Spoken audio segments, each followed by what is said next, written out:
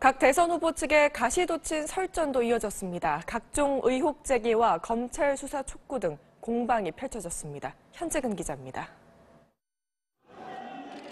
문재인 후보 측은 안철수 후보와 보수 세력의 내통을 의심했습니다. 보수 세력들 또 수구 세력들에게 안철수 후보 지지를 호소하고 있다. 내통하고 있는지는 모르겠습니다만. 안 후보 측은 보수 세력의 지지를 호소한 적이 없다며 격앙된 반응을 보였습니다. 일단요. 이현주 의원 약속대로 강효상 의원 큰일이에요. 잠시만. 문 후보 측은 또 안 후보 부인 김미경 교수의 연구 실적이 서울대 채용 최소 기준에 못 미쳤다고 주장했습니다. 채용 전 3년간 SCI 단독 논문이 불과 한 편에 불과해서 국민의당은 채용 특혜 의혹을 받고 있는 문 후보 아들 준용 씨의 응시 원서를 필적 감정한 결과 준용 씨의 것이 맞는 것으로 밝혀졌다며 인터넷에 떠도는 출처불명의 자료라는 문 후보 측의 주장을 반박했습니다. 결국 접수 날짜를 12월 11일에서 12월 4일로 사후에 조작된 의혹을 감추려는 의도가 홍준표 후보 측은 노무현 전 대통령의 서거로 중단된 이른바 640만 달러 뇌물수수 의혹에 대한 수사 재개를 검찰에 촉구하며 문 후보를 압박했습니다. MBC 뉴스 현재근입니다. 각종 여론조사에서 선두를 달리고 있는 더불어민주당 문재인 대선 후보 측에 악재가 잇따르고 있습니다. 유세 차량 인명사고 여파에 이어 외곽 지지단체가 선거법 위반 의혹에 휩싸였습니다. 윤지훈 기자입니다. 더불어민주당 대선 후보 경선 2차 선거인단 모집이 시작되던 날 문재인 후보의 외곽 지지단체인 더불어희망포럼의 회의록입니다. 2차 선거인단 모집이 안건으로 상정돼 있고 투표 시 확인 동료와 ARS를 끝까지 청취하도록 홍보하라는 등의 내용, 그리고 호남 지인들에게 전화 걸기 운동 전개, 악성 루머에 대한 방안 검토 시행 등의 지시사항이 담겨 있습니다. 선관위는 이 단체가 사조직인지 여부를 조사하고 있습니다. 사조직이 선거에 개입하면 선거법 위반이기 때문입니다. 논란이 일자 이 단체의 상임의장을 맡고 있는 문 후보 측 장영달 공동선대위원장은 사임했고 문 후보 측은 책임질 부분이 나오면 책임지겠다고 진화에 나섰습니다. 자유한국당은 선관위의 진상규명을 촉구했고 국민의당 박지원 대표는 몸통이 누구겠느냐며 문 후보를 겨냥했습니다. 유세 차량 사고와 관련해선 문 후보가 유족들의 거부에도 경호원까지 대동해 조문을 강행했다는 주장이 제기됐습니다. 이에 문 후보 측은 일부 유족이 격앙됐던 건 사실이지만 부풀려진 이야기라고 적극 해명했습니다.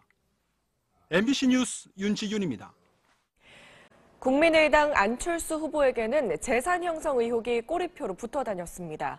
특히 안랩이 안 후보에게 발행한 신주 인수권부 사채 관련 의혹을 류병수 기자가 짚어봤습니다.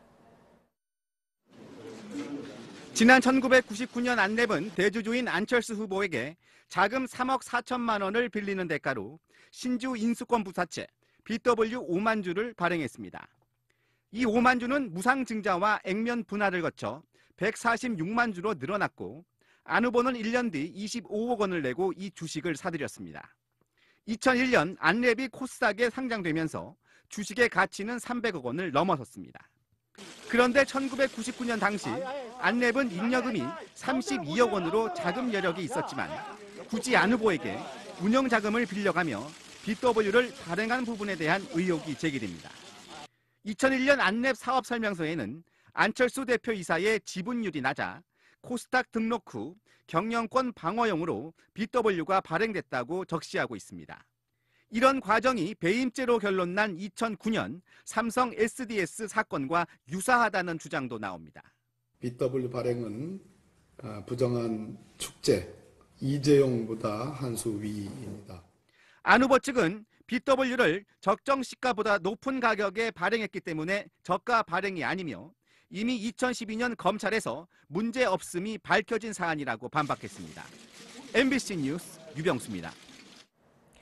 가구당 평균 통신비가 한 달에 14만 원, 한 해 170만 원이 넘습니다. 그래서 각 대선 주자들이 표심을 잡기 위해 통신비 절감 공약을 잇따라 내놓고 있는데요. 실효성이 있겠냐는 지적이 나오고 있습니다. 조현용 기자입니다. 북한이 쏜 미사일이 실제로 미국 본토까지 날아가는 일이 벌어질까? 미국이 이런 경우를 상정한 훈련을 벌입니다. 대북 군사 조치는 할 건가요? 묻는 질문에 트럼프 대통령은 미리 말해줄 리가 있겠냐며 기습 가능성을 열어두는 듯한 말을 했습니다. 워싱턴 현원섭 특파원입니다. 미 국방부가 다음 달 북한의 미사일을 격추하는 시험을 실시할 예정이라고 CNN이 보도했습니다. 이 시험은 미국이 북한과 이란에서 날아오는 미사일을 격추할 수 있는지 확인하기 위한 작전의 일부분이라고 CNN은 전했습니다. 1차 시험은 태평양 함상에서 실시되며 성능이 개선된 탄두와 더 큰 발사대가 동원될 예정인 것으로 알려졌습니다. 또 미 서부 지상에서 실시될 2차 시험은 북한의 ICBM 공격 가능성에 대비한 것으로 전해졌습니다. CNN은 특히 ICBM 격추 시험의 경우 성공률이 50~60%에 불과해서 미 본토 방어를 위해선 성공률을 높이는 게 시급하다고 강조했습니다. Ours and the Chinese to try to get this under control and aim for the denuclearized Korean Peninsula.